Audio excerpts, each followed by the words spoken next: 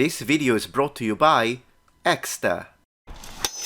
He dented it. He dented it. Oh my gosh, look at the dent on the pauldron. What's gonna happen at the end of this video? This guy's gonna be in pieces. Hello noble ones, welcome back to my channel. This is the Metatron speaking, and today we are reviewing a video that you guys, you noble ones, sent me because you wanted to know my opinion on it. And it's a video that was published 2 years ago on the channel Sensei Seth, which is a channel with 383,000 subscribers. As always, check them out, subscribe if you like their content. As I always say, this is not an attack to these creators, but it's a way to just have fun, react to the video and see if everything is correct from a historical standpoint, since that's what we do on this channel. So the video in question is called Medieval Fighting Was Kind of ...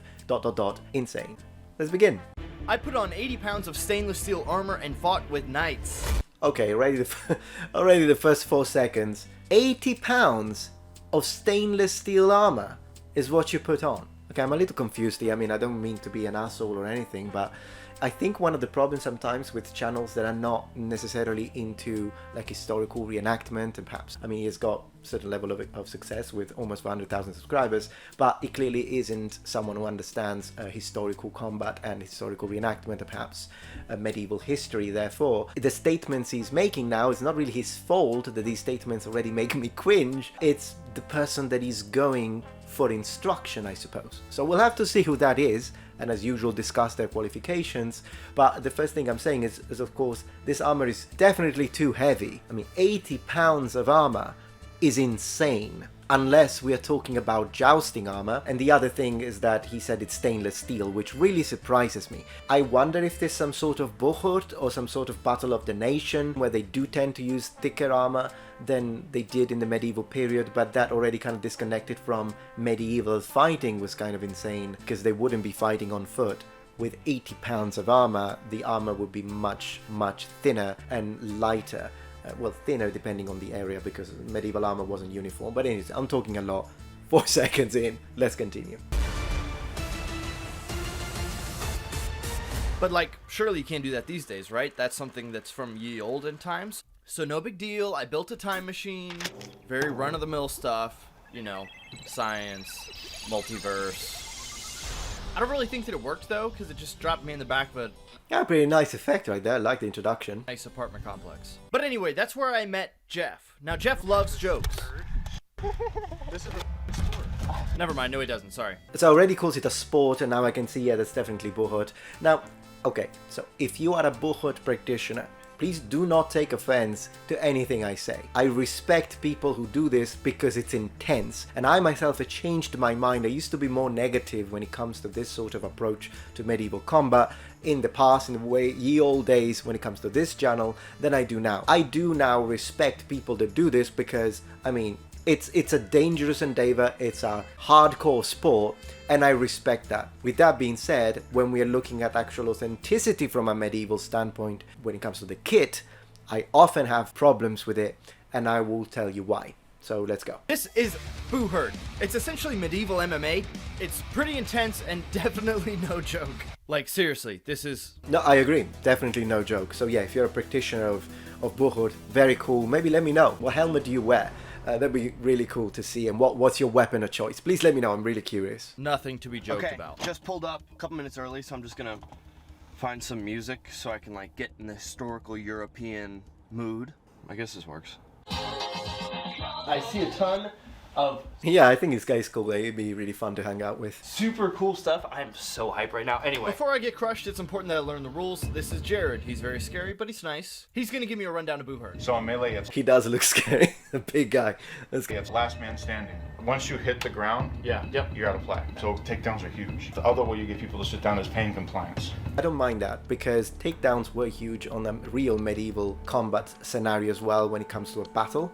I'm not sure if they're trying to recreate a battle, because I'm not that, you know, experienced on the rules. Perhaps he'll explain it to us, and that'd be great. I could learn a thing or two about Buhurt itself. But yeah, on a battlefield, you can put a knight on the ground, and then you can proceed to subdue said knight, perhaps taking like a dagger, stabbing it through the ocularia, the thin openings on the helmet, or maybe just lift the visor and stabbing like that. Absolutely, that would be great for you, not for the knight on the ground. When it comes to tournaments, it kind of depends, because for example, in the jousting aspect of a tourney, we oftentimes, and that's due to video games and occasionally movies, we oftentimes expect knights that are jousting on a horse, hitting each other with a lance. We think that the objective of said knight is to dismount the opponent, but that's not the case. It happens sometimes, but generally the way you score point and your objective, your target as a knight is to break your lance to make points and do it in the correct manner and on the correct area. So it really kind of depends on the situation, but very nice. Let's go.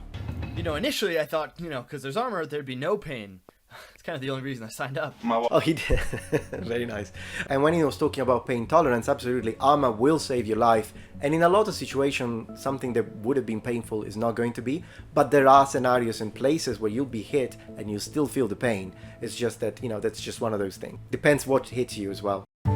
Alright, we all love the medieval period, but you know that super old, almost annihilated wallet that you've had in your pocket since 1450? Well, it's about time to make use of modern technology and get the best wallet possible. And that's why I'd like to talk about the dear sponsor that made this video possible, Exter.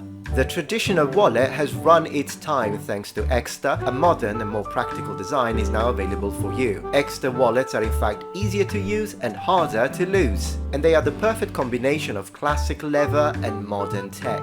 Now, what I really like about this is that not only can you see that it has been effectively engineered and it's really a high quality design, but look at this, you just push one button and boom, all your credit cards that you need fan out. I think it's really cool. Perfect conversation starter.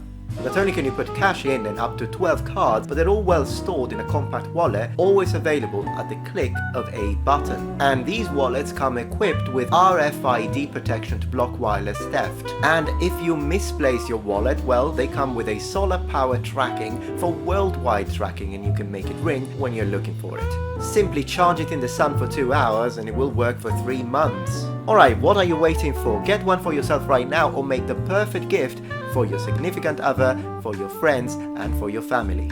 Get up to 25% off using my code Metatron at checkout for the spring clearing sale until May 15th, 2024. By using my code at checkout, you will unlock further savings on top of the ongoing spring cleaning sale. Click the link in the description or use the link in the pinned comment. And as always, massive thanks to Exter for sponsoring my video. Ball of pain. It's more like a dueling weapon. You wouldn't want this in a melee. It's all hack and bash. Okay, probably you're gonna want to go with something a bit heavier. Right. This is a falchion. This is. Yeah, I don't think that would do much. In an actual medieval melee, swords that were very pointy, such as for example a tuck, they would be a very good weapon to have, specifically to try and look for those gaps in your opponent's armor and make it painful for them. But there were many other options, and let's see what other options they present. This is heavy. This is crazy. Funny enough, that's what my mother said about this whole thing too. And these are all dull too. Everything's rounded. See, Mom, nothing. Well, of course, everything is rounded for safety. That's absolutely fine in a modern perspective. When it comes to the falchion, it was a good weapon in the medieval period to use against mail. Not really that good to use against plate though. So I'm not sure how they score points. He said maybe it's not about points. He said it's about pain tolerance and about taking someone down, then you're out of play. I personally wouldn't use a falchion against someone in plate. I would rather use a mace, or I would rather use a warhammer or a polearm. Or, as I say, if allowed, very pointy swords. That could be a good idea. Nothing to worry about. The stabbing is what kills knights. So the next step up, this is a two-handed falchion. This is what we call a choppy boy. So this is my baby. I call this one Penance. Plow through somebody's That's armor. probably a one-way ticket to the ring. Oh yeah, I mean, if you get hit, that looks terrific. If you get hit by the business end of that on your head, it's gonna hurt. It's gonna hurt even if you've got a helmet. Depends on the helmet, of course. Depends on the helmet's shape. Depends on the helmet material. Depends on a lot of things. Let's remember that whenever we talk about medieval armor and medieval weapons, it is such a wide, huge topic that you can't, if you hear people making a one statement fits all, in the majority of cases they will be wrong, because you will always be able to find a situation whereby this weapon will go through any helmet and smack you in the head and kill you or put you out of action, and then you'll find the one helmet that has a shape that is specifically designed to encourage those weapons to glance off, or maybe some sort of hardened steel, which is also why I'm surprised that he was wearing stainless steel. I mean, that thing is going to bend. Stainless steel is a wonderful material, just not the best thing for armor, to be honest. Which is not the point of the sport. No. Okay, got it. What would you say the weight of this in total From is? head to foot, I'm Yep. about 77 pounds of armor. Yeah, I'm surprised that they wear so much. It's probably one of the reasons is again safety. And one thing that is important that I'd like to take an opportunity to underline here, which is really the main difference between any form of combat, whether it be HEMA, whether it be Buhurt, whether it be Battle on the Nations and what have you, is the fact that medieval people had a very different risk tolerance or risk expectation than modern people. Also because when a modern person is practicing this or HEMA, you are a martial artist, you're a practitioner. But a medieval person doing this is a soldier, so or you know, a knight, basically that's what it is. So it would be the equivalent of a veteran going to war. And that's the level of risk that these people were used to, if you see where I'm going with this. The level of risk that we take when we practice HEMA or when we do Buhurt is similar to what, for example, a Roman gladiator would, so some sort of controlled fighting environment, and even a little less if not all gladiators died. I have a dedicated video. Percentages are kind of different, but yeah. But when it comes to risk tolerance, the reason why this armor is probably this thick is because we want a certain level of safety when we engage in combat. Today, if we were to wear a suit of armor that looks exactly like a medieval suit of armor, not for joust, but for war, so something that is like 20-25 kilograms, and it would be a lot riskier. But medieval people were okay with that level of risk because it gave benefits when it comes to mobility, when it comes to how long they needed to continue, and a lot of other factors. And also the padding, usually that's another thing that I don't like about these sort of medieval sports, is that they are over padded underneath the armor and it makes them look a little bit like the Michelin. I'm exaggerating, but you see where I'm going with this, and that's because they want to avoid bones being broken. Medieval people were okay with risking their bones being broken because they wanted to be as effective as possible on the battlefields. That's important to take into consideration, specifically because of the title of this video. If you think that this is insane, then you would think that medieval combat is completely alien as a concept when it comes to risk factors. Holy. So apparently that's something you have to train your body for. Well, in general, you need to train your body for any sort of combat. A boxer needs to train their body even if they're not wearing armor, they're just wearing the gloves. But yeah, sure, it's nice that they're showing that absolutely you need a certain level of training in order to be able to fight effectively and for an extended period of time in armor. That's absolutely true. Although for a real medieval knight, that would start at age 7, and so they would do it for so many years that really medieval knights in armor, the armor would be almost like a second skin. And we have historical accounts of medieval knights that could do incredible things. There's a French knight that could even do somersaults and jump on his horse.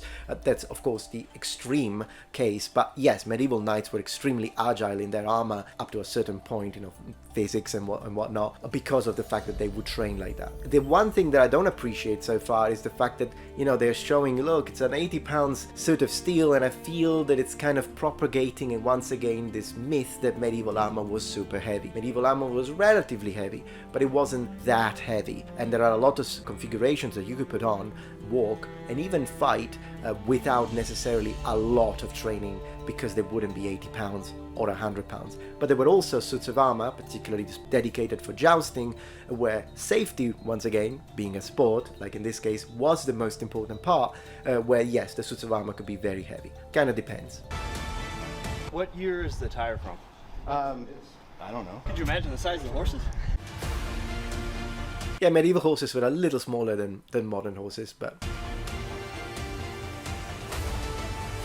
340 pounds. It wasn't like a 1400s tire though? No, but picking up auto. this guy does not get jokes. 1400, you were supposed to say, no, it's from 1352. That's how you respond to that joke, mate. Well, this guy's a fighter, right? It is what it is. He drinks beer and fights. Weights and implements is actually part historically medieval training.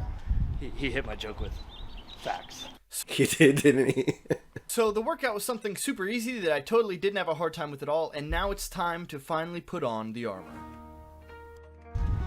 Oh, will you look at that? Can you recognize that music number ones that he's chosen? Very nice, very nice. My legs are shaking because it's cold, not because I'm nervous. Okay, sure. That right over the knee. Yeah, you need that to be in the right spot. Did you get it? I don't think jokes work with these guys. You need it to be in the right spot. I got it. Pretty nice. You're busy right now, huh? Yeah. Okay. This is also I do think this guy looks cool though. He looks like some kind of heavy metal. Yeah, very nice. stainless steel. So you're saying if I bleed, it won't stain it? Of course. Okay, good. That's what I was worried. I wonder why they're choosing stainless steel. I'm still mind blown. Well, I suppose to avoid the maintenance, because with all the sweat, little water, it rusts, absolutely, but I don't think you can harden stainless steel. If you are an expert, please correct me, because I don't want to give wrong information, so do put it in the comments below if I'm wrong, but I believe like spring steel, some other kinds of medium carbon steel would have been a better choice, because then you can harden them and then they will provide much better protection than I think stainless steel ever could. Stainless steel looks pretty, it's a very good type of metal, obviously. It's a modern invention, so that's another thing, it's anachronistic. That's what I was worried about. I have very stainy blood.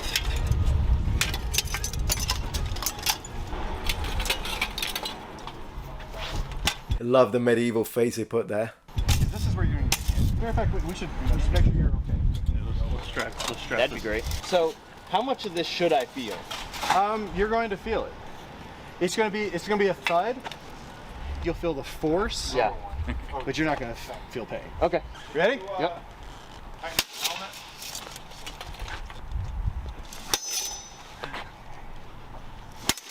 Oh, I felt that one big time. Yeah, I bent it. There you go, you see? He dented it. He dented it. That's what I'm talking about. I mean, for such an intense sport, it's very strange for me, because look at that dent. I mean, let me see if he turns around. Now, I shouldn't have to say this, but don't do this at home. Don't buy sheets of metal and hit each other with swords. Jeff Barnes here is the head coach for the NC Dire Drakes. We are not just like doing this stuff. He knows what he's doing. And even then, apparently it can still be dangerous. Note yourself, don't get hit in the shoulder. Oh my gosh, look at the dent on the pauldron.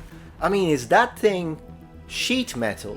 Yeah, of course you're gonna feel that. I don't think that thing is giving you that much protection, to be honest. I mean, yes, without it, it would have broken your collarbone. So it is giving you a certain level of protection. But once again, very surprised, because the fight hasn't even started and his armor has already been dented on the breastplate and on the pauldron. What's gonna happen at the end of this video? This guy's gonna be in pieces, losing like pieces. Perhaps he's gonna lose this pauldron all the way, and the visor. I definitely don't want to get hit again. Oh, you're about to. Well, hold on, wait a minute.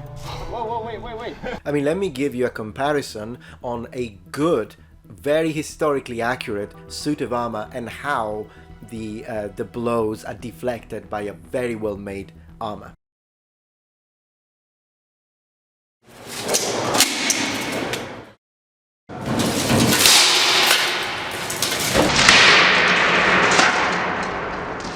Night and day.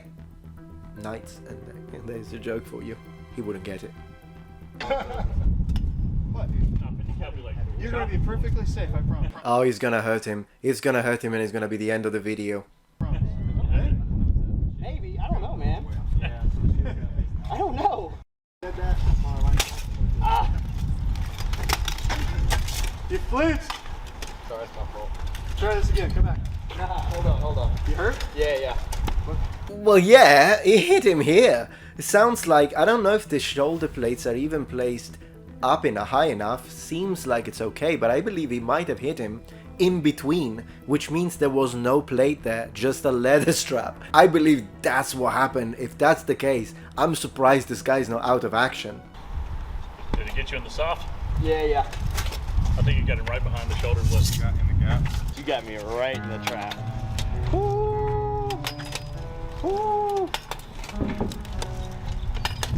At this point, I'm contemplating everything. Do I even want to keep doing this? Well, no, I understand, absolutely. 100%, mate. That's soft. I'm hoping that nothing's broken. It's okay to throw shot. It's okay to attempt a takedown. It's okay to do all that. Okay. If you roll them down the hill, they roll down the hill. The fence will stop you. Will it? Could you imagine being in water in this thing? Plus, stainless steel. Of course, another thing to say is that clearly the suit of armor, it suits him well, but it's not tailored for him. And that's often a problem when it comes to plate, because plate is not forgiving. If you're wearing a brigandine, there is more forgiveness there. And if you're wearing a mail shirt, you can always make it tighter or looser, you know, with a belt around your natural waist. But when it comes to plate, if it's not very well made for you, it will be hanging on your shoulders because there won't be a correct pressure at the natural waist like you would in a suit of armor that is well made for you, and that will make it so much like this guy's probably sweating and he's so tired already and his shoulders are killing him. In fact, if you are watching this, Sensei Seth, don't lie, were your shoulders killing you at this time apart from the blow? If the answer is yes, then most likely the weight of the entire cuirass is incorrectly placed on your shoulders instead of being similarly to a, you know, some sort of backtracking backpack that you would wear when you go up on the mountains. Your weight of the armor should have been on your natural waist here. So here we are. Why is it stainless steel float? No. That's all I'm worried about. I'm just worried about red. Oh, I love this. The stainless steel float? No. I loved it. Oh my gosh, this guy, the Buhurt instructor probably thinks that YouTubers are idiots. He's like, oh, the stainless steel float? Like, Resting. Fighters ready. Ooh. Fighters ready. Fight.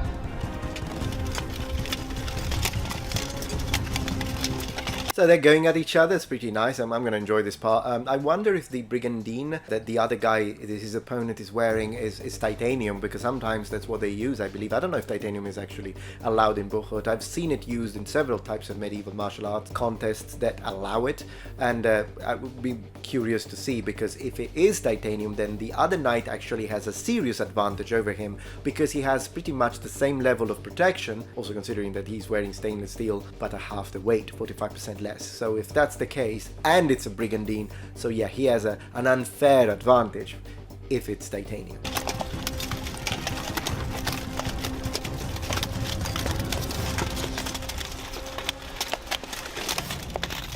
Yeah, I like how he's going with, like, you know, he tried to punch him with the shield, which is, yeah, absolutely. So far it's pretty nice. This is fun. Let's see how it goes. Who's gonna win?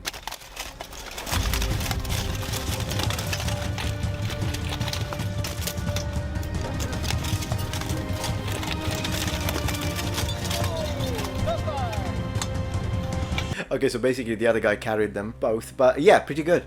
I liked the takedown that we saw. I mean, I'm sure some things that happen are going to be reminiscent to something that would have happened also in the medieval period, even though the kits are not on point, but great. Did I do this? I don't think I did this. So far, I'm nervous, but I survived the first round. Granted, my teammate kind of carried, but... My teammate kind of carried, yeah. However, the next part was the scariest part yet.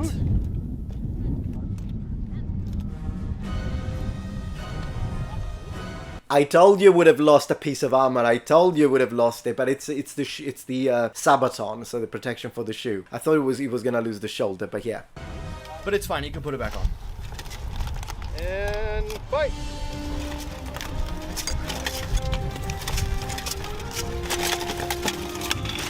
Alright, so I gotta say something now to Sensei Seth. What you did there, you wouldn't see on a medieval background, on a battleground, because you tried to kick the sport karate style.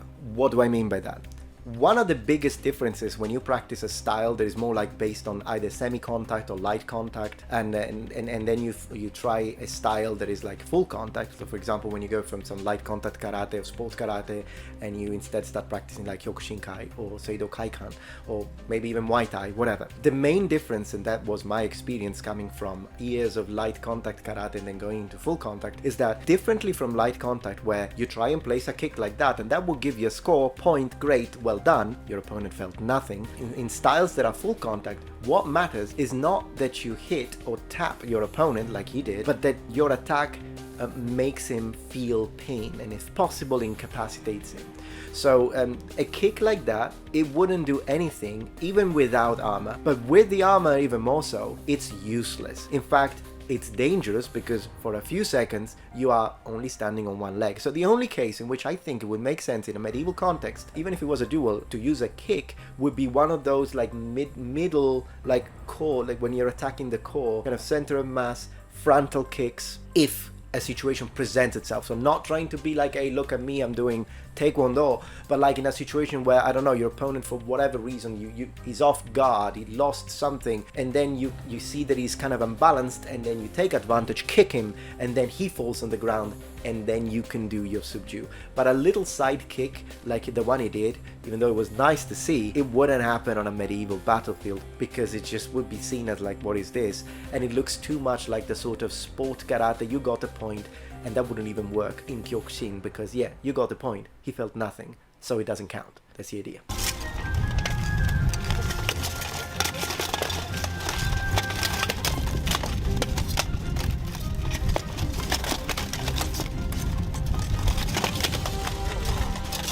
And as you can see, he did that again, didn't achieve anything. Rather, it's like showing off that you can kick. Again, I'm not attacking you. I think you're really cool. And once again, I tell my subscribers, go check him out. He's cool. But this is a matter of experience. And then, of course, it's the first time you try this. Just giving you a little, not that I'm an expert, just giving a little constructive criticism. Maybe drop the kicks.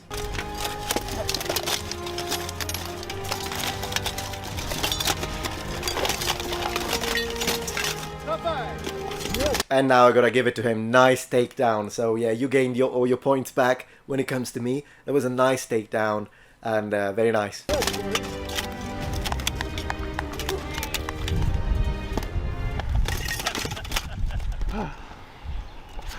Does it count if I can't get up either? I mean, you're both down, so you're both dead. Got it. It's right about here that I start to feel the effects of being inside of the suit, and it's not how heavy the weight is. It's something completely different, and I totally forgot that Jared warned me about this. Because once you have that 18-pound helmet on your head. Is it 18 pounds? It's about 18 pounds. Once you have that on your head. And I'd like to underline, so the helmet is extremely heavy. I have a very heavy helmet that is similar, but it's for jousting. The one that I use. So I know how that feels, and yeah, let's see what else he says. And this is what you have to breathe out of. Okay. So full breaths are paramount because you got to purge the CO2 out of your helmet. Otherwise, people get what they call helmet terror. Okay. And they, just want to get out of the helmet. I like this guy. He's got some practical, you can see that he speaks out of experience and has got practical experience when it comes to this combat. One thing, so he's suggesting to breathe very strongly to get the air out. One thing they did do in the medieval period, I know you're going to think it's crazy, but one thing they did do was to lift the visor and fight with the visor up. And I understand that they don't want to do that for safety because, of course, if your visor is up and you get hit in the face, bye-bye. But medieval people did do that. Yeah, so there's one thing to keep in mind, that from a medieval perspective, probably a knight would have said, nah, just lift the visor, fight like that. Fighter ready! Fighter ready! Fight! Yeah, and now he's doing like a little taekwondo, little jumping thing, but the reason why that works in taekwondo is because you're not wearing armor, so and you want to be very elastic, like a little spring. That's how they used to do taekwondo back in the day. And they say always be like a spring because you want to do high kicks and whatnot. Yeah, don't do that in armor. Don't do that in armor. You'll be exhausted in 5 minutes.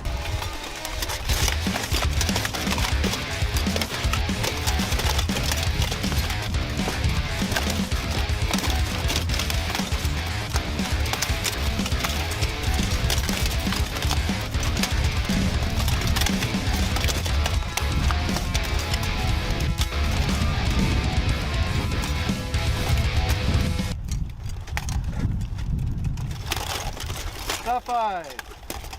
Stop fight! Was that it? Was that time? Yeah. Good stuff. Well, I mean, it does look really exhausting, so I want to say thumbs up at least for trying, to go there and give it a try, and and all that. I appreciate the effort, absolutely. Because at the end of the day, I'm here in front of a microphone being like that. You lift me back up.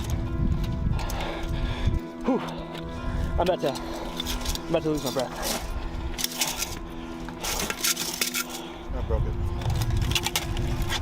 Yeah, that's what I mean. I mean, he was just trying to lift the helmet and he just broke the pin. That's why I'm saying, I mean, the kit doesn't look that high quality. And I don't want to shun or insult anyone who perhaps doesn't have, of course, the financial ability to buy armor that is top quality. But they still want to enjoy the sport 100%. I never wish to do anything like that, and every person affords what they can afford, but this comes with consequences, unfortunately, because it's not a forgiving world when it comes to plate. When it comes to mail, you can still kind of make it work. When it comes to plate, it's not a forgiving world, and unfortunately things like this will happen. You can't even lift the helmet and the whole pin broke. Imagine if that happened in combat in the Middle Ages.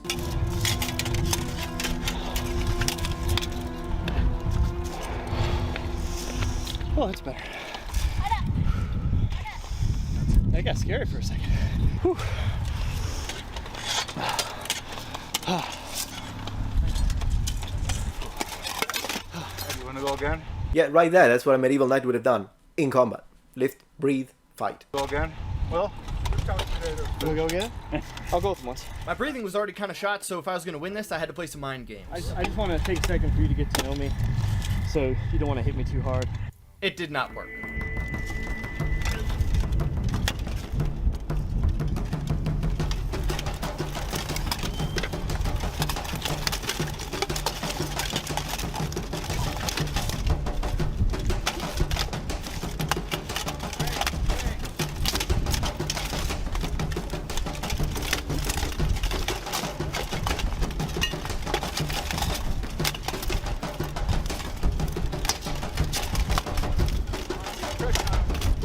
That was a nice block right there. Gosh, I'm sweating just looking at them.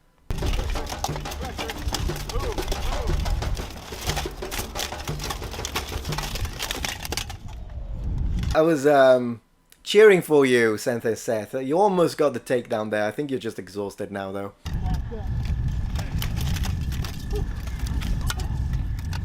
There we go. It's a draw. Oh, I'm real locked up. Yeah, I've got it now. Just had to hit it once. Whew. God, that sucked. As you pulled me down, it was just this thing went straight in my throat. Like, The fact that the breastplate went straight into his throat, it's one of the reasons why having a tailored breast, because that wouldn't have happened. And I've had that experience as well with one of my breastplates, that it would just, as I would bend, it would go into my throat. And that means that it's not correctly shaped. It shouldn't happen for obvious reasons. Imagine that happening in a situation where it's life or death. So that's not because medieval armor works like this, it's because you're not wearing a suit of armor that was tailored specifically for you, and therefore that's a problem. it's got a buckle underneath. That's probably the closest I've come to hyperventilating. Like, What you just experienced is called helmet horror. It's a real thing. yeah. It is the claustrophobic thing. Yeah. This moment of me being in this heightened, awful state, it felt like an hour, but in all actuality, it was like seconds. Sucks. Whew. Good stuff, appreciate it. Thanks for that, guys. Yeah. That was really fun to... I like the guy though. I'm gonna check his content and see what other videos he has got, but pretty nice. Really fun to experience. And as my day is done as a knight and I clink my way down the hill, there was one last surprise that Jeff had for me before I left. So do I get knighted or? Oh, no. This is a sport. Do not cheapen my sport with your bullshit. Fair. But on behalf of the Dire Drakes, the Palmetto Knights, This is for me? Yeah. No way. Oh, that's nice of him. I mean, these guys are fun. I'm sure I would enjoy like having a beer or going out somewhere with them. It's very nice, very kind of them that they gave him the axe. And lovely. Okay, so yeah, nice video. As I say a few things, I think the armor should have been hardened steel. Not that all medieval armor on the battlefield would have been hardened steel, because it was very expensive to produce, and we do know that sometimes armor could have been just simply wrought iron, and sometimes it would be mild steel, and you would have had all sorts of different configuration. But when it comes to a knight, because they're mounted nobility, or maybe even a man-at-arm who is not titled but fights in the manner of the knight, then they would have got the best that they could afford, of course, and oftentimes that would have meant armor that would have been hardened up to a certain degree. And anyways, in this case, as I say, I'm not a huge fan of the kit, and I hope that whoever is watching, including Seth, that they don't go away thinking, okay, this is what it would have felt like for all knights to experience combat, whether it be in an arena or whether it be on a battlefield. No, this is an approximation. Look at it as a sport that is medieval inspired, including the kit. And if you do that, then you'll have a better idea of how it works. When it comes to fighting techniques with a sword, I would recommend practicing HEMA. And then when it comes to maybe even in combination with Buhurt, like if you knew both, it'd be really cool, because you'd also have some experiences in Buhurt that you might not have in HEMA, like when you have all those guys at the same time fighting. It's really awesome. I would love to try that out. And then when it comes to armor, I would suggest to see if there is anyone who could let you try on a kit that is historically accurate, like for a reenactment fair, but like a proper one, and then it's fully historically accurate and maybe from someone who has a similar body size and height than yours. Alright, but anyways, I hope that you enjoyed this reaction to this video. I certainly did enjoy. It was a really cool video to watch and very, very nice channel. Thank you very much for watching, and remember, the Metatron has spread his wings. Goodbye.